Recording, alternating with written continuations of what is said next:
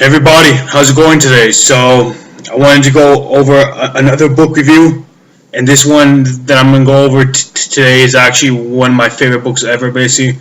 It's really an emotional story. I wanted to go over this book here, Unstoppable by Nick Vujicic. This book I think has sold, best-selling book basically, and he's also the best-selling author of Life Without Limits, another really good book, right? Well, this guy he was actually awarded the 2005 Young Australian of the Year award, and he was born with phocomelia, and what that is basically is that it's like a rare disorder basically where you're born without your four limbs, basically without your hands and without your legs, right? But I mean, in spite of that, this guy has persisted a lot, right? Now, some more information about him, right? He actually got a Bachelor of Commerce with a double degree in accounting and financial planning, as well as in the book, he also said that he also owned some businesses as well, right? Well, he's a motivational speaker and stuff. He travels around the world, basically talking about his success in life, basically, and what it means, to actually bring meaning, to your life when you're like him. It's a really incredible story. Very, very, very few people would actually have that in mind, right? And yeah, I think it's and so I'm gonna go over this book here right now. So basically, the book really goes over his life. Basically, he talks about his life, about the importance of believing in God and stuff. He's an evangelist Christian. He talks a lot about the importance of faith, family, friends, community, everything, from like a spiritual side of it. He talks a lot about the importance of of your intangible assets in your life. And when I mean that, I mean everything from from like perseverance, persistence, hard work, deep determinations, tenacity, etc. Right? All these qualities which any entrepreneur or any individual in life really actually needs to actually achieve anything in life, really. Ask you guys this like question. Sometimes I ask myself that question, right? If they're like having the disorder what he had, Nick Vujicic could achieve all he could, then there's no room to actually complain when it comes to us, right? Anyone who has both of their arms and both of their feet know that that there's no room to actually whine, wimp, or complain, really. So that's a wonderful thing about this story, right? So I'm going to go actually into chapter 2, and in chapter 2 of the book, basically he talks the importance of faith in times of crises, or when you feel down, or when you have what he calls an emotional meltdown, right? We all have this in our lives, right? We all go through times, where we might feel depressed and stuff, or we might feel anxious, stressed, overwhelmed, whatever, right? So he said that when he has felt like those times, right? He actually gave those three things which we should have in mind, and these are the three keys, really. And I have them in mind, and I apply them in my life as well. Number one, he says, you should internally adjust to manage your own emotions as well, so that they don't manage you, basically. So it's about managing emotions, right? It goes back to like the EQ, basically. And of course, whoever's read EQ by Daniel Goleman, he talks about the like 4 pieces to the emotional intelligence, and that includes self-awareness and self-management, right? So what Nick Vujicic says, of course, is that you need self-management in life, basically. You have to become aware of your emotions when you're in an emotional meltdown, as well as be able to actually manage those emotions. Second of all, he says, to like remind yourself during times in the past where you've had those same problem and how you got over that lump, right? Sometimes we live too much into the present, and we don't dwell sometimes on our past achievements, on our past accomplishments. And according to Nick, it's really important sometimes when you feel in that or when you sense that like state of depression or of learned helplessness or of stress and stuff to realize some possible times which you may have gone through it as well during past years and which you got over it, right? And then the third key is reaching out to get enough encouragement from others and also giving it yourself, right? It's really important, as the saying goes, right? Treat others the way you want to be treated. That's Immanuel Kant saying, treat others the way you want to be treated. But I have in my mind Thomas Edison's quote. He said,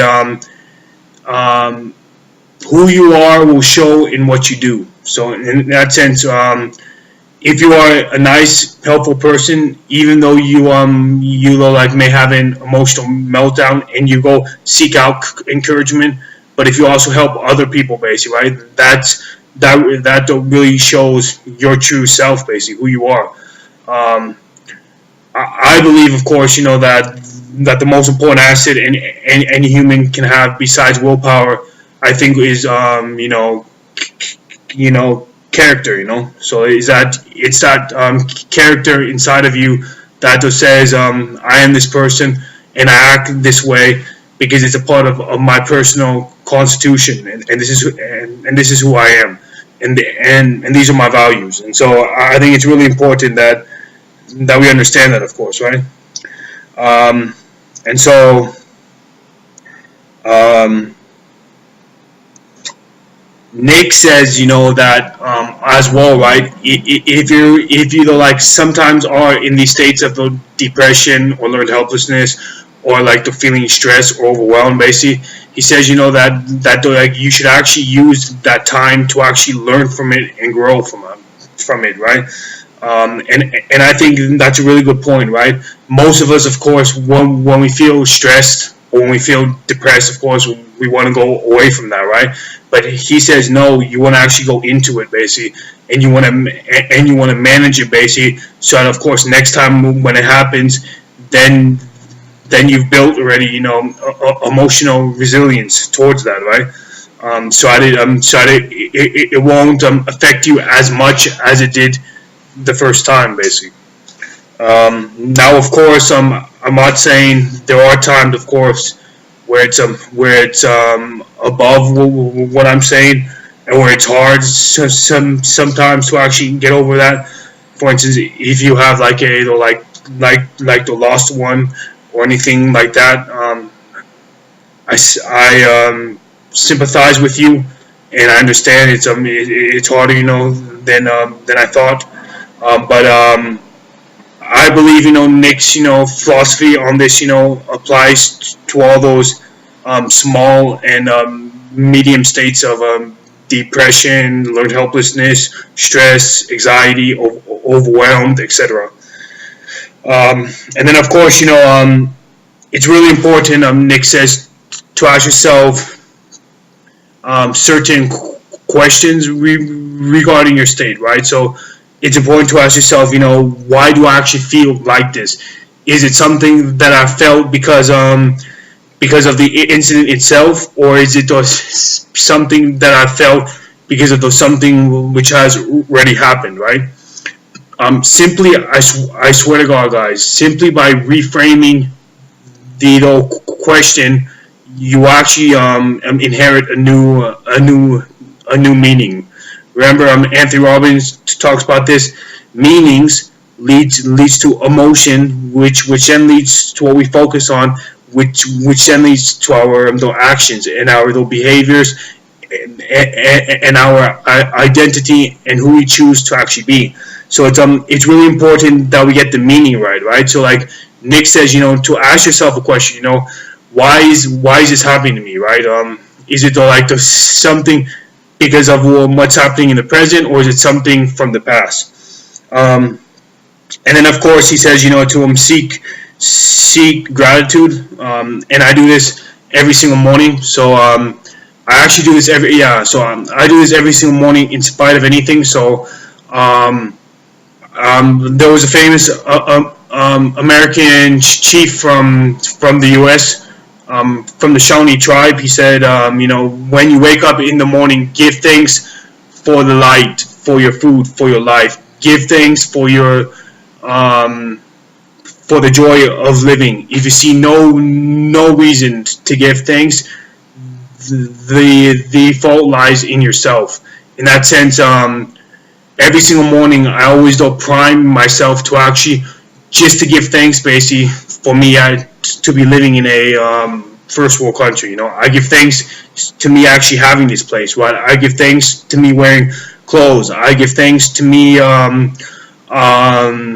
eating food. I give thanks to my parents who raised me up until the person that I am. Right, I give thanks to have a wonderful girlfriend.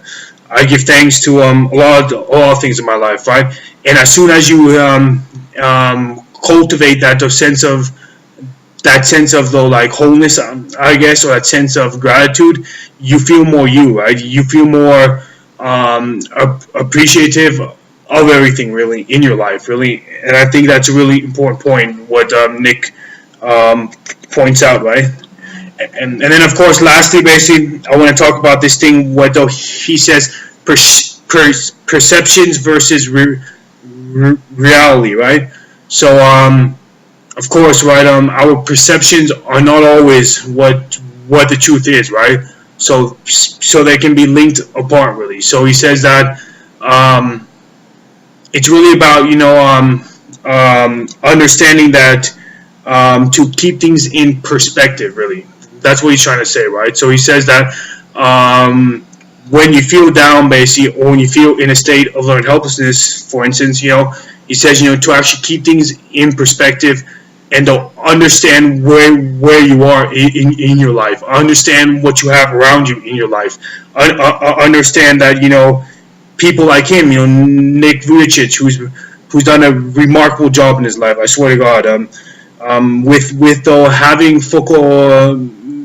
focomelia, but still going out there and like holding seminars around the world, enlightening people's mind, inspiring people to actually do more, right? And if you like put your life, for instance, in perspective with other people's life who are actually worse, then you will realize, of course, that what you're going through is not as bad as what other people may go through, right? And I think that's a really important part, but I think it's a really missed part in the world nowadays, right? Because especially imagine, think about it, those who have been, including myself, right? Those who have been, those who have grown up in a developed country and stuff, and lived with all the wonderful stuff which our affluent society has, basically, right? And who hasn't actually been throughout the hurdles and the stresses as some other people within our society might have gone through, or of course people from underdeveloped countries, right? And so if you put your life in perspective with them, then you realize, wait, whoa, what am I actually whining about? Wait, no, I shouldn't be whining about this, right? I'm in a much better area in the world, and I'm in a much better situation to actually get myself out of it. So what I'm trying to say, really, to actually wrap this all up, basically, is that you need in life emotional fitness, right? Anthony Robbins said it, right? 80% of success, 80% of the achievement, 80% of almost anything that matters in your life is psychology, and 20% mechanics. So it's all about the inner game, people, right? Here and though here, right? It's about holding on to your emotions, basically, and being emotionally fit to actually do stuff. To actually implement what the wonderful Nick Vujicic says, right? I'll end it there, really.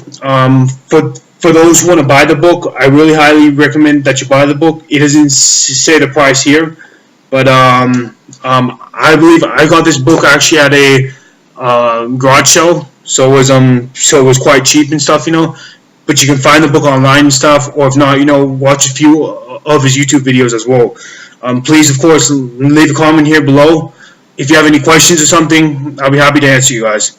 Thanks, and I'll see you guys on the next book review.